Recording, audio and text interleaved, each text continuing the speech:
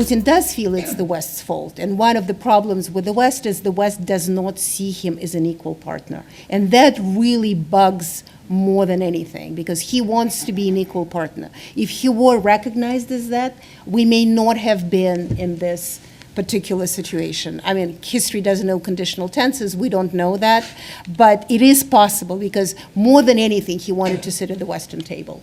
And then he wasn't really accepted. And for him, that was a hurt.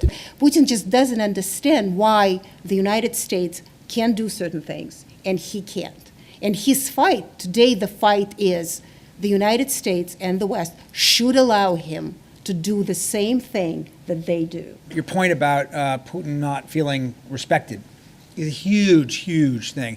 And you have to understand Putin's biography, okay? He grew up in St. Petersburg in a kommunalka, communal apartment, rats in the hallways, not very well off, and he's a scrawny little kid compared to a lot of the other more tougher kids around. And he made a point. He was a small kid like me, so not a big guy. He would go around and he would find the biggest guy around and punch him in order to try to make a point. It was sort of his modus operandi. He was called a hooligan by the teachers in the school until he was quite old.